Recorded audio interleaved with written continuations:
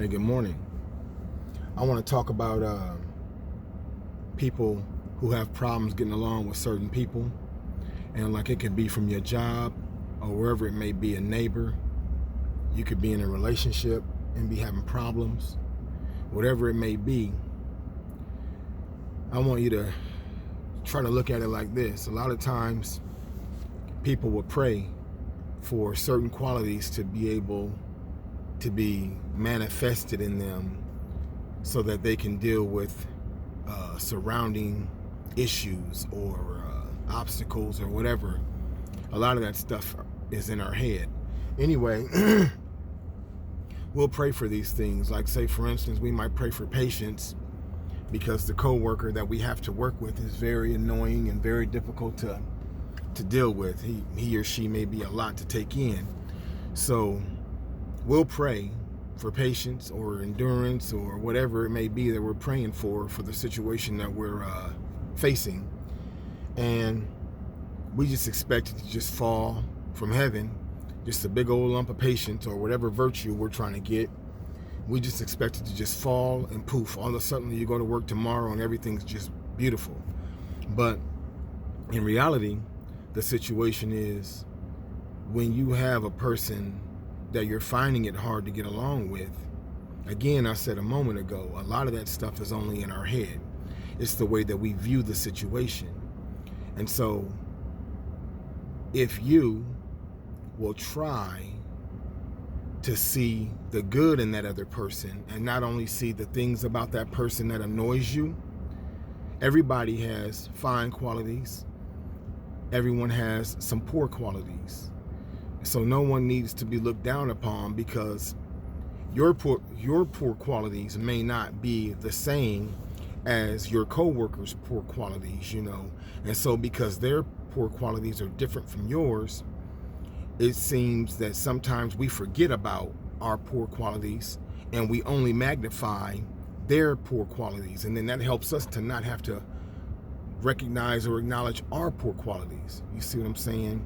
So the thing is, we would have to, now this is whether you're dealing with a coworker, you're in a relationship, a sibling, whatever it may be. You just find it hard to get along with a certain person. If you try to find the good in that person and just try to interact with that person and try to ignore the negative qualities, but try to seek out their good qualities. And if you try that a little bit at a time and a little bit at a time, you will find that your coworker or your partner in the relationship or whatever is not so bad of a person if, if the matter is just a simple, I don't like this person because they're annoying, they're a little bit high strung, whatever it may be. The thing is this, also what you prayed for is the blessing for what you prayed for is on the other side of the storm that you're enduring. So while you're in the storm, a lot of people, when we find ourselves in a storm, a lot of times we want to get out of that storm right away and we don't want to deal with it. So we just want to get out. That's not how you build up endurance. That's not how you build up resilience. That's not how you build up any type of character that could withstand the fire that life will bring you. It will bring you some fire, guaranteed, or your money back. So when you're faced with those things, you have to remember that when you're in the storm, that's one of the best places to be at. I know it sounds weird, but if you're in a storm, that means that God is allowing you to be trained. It's giving you an opportunity to go through your training. And if you go through your training the proper way and endure the storm and not try to find a way out along the way, when you're in the eye of the storm, you'll notice it starts to get calm. But then when you're coming down on the other side of the storm to come out of it, that's another final test, because when people get in the eye of the storm, they think that they've met their, peace, the other side of the mountain. But no, you got to come out, come on down. But if you endure it and try to keep a positive attitude, those qualities that you prayed for will be bestowed upon you when you come out of the storm, as long as you endure the storm properly.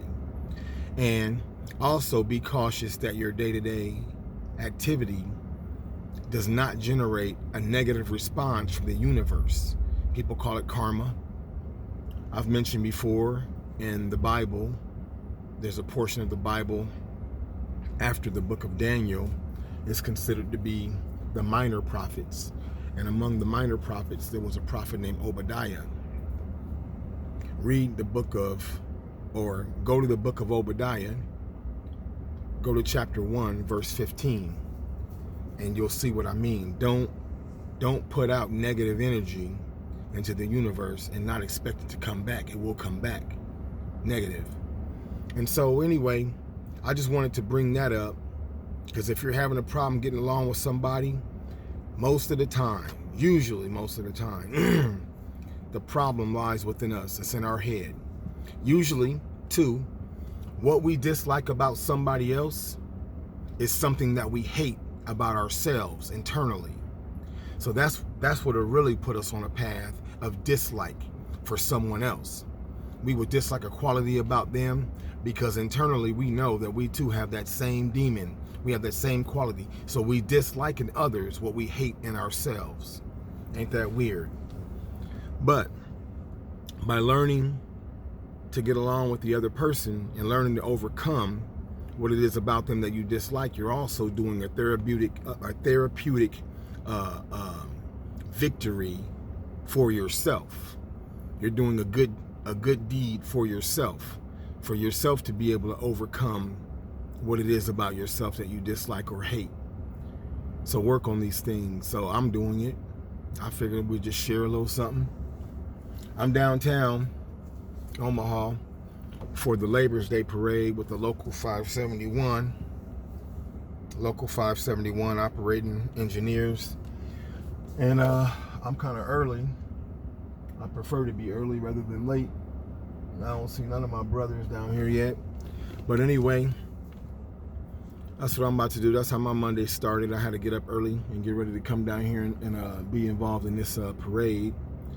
So, good morning.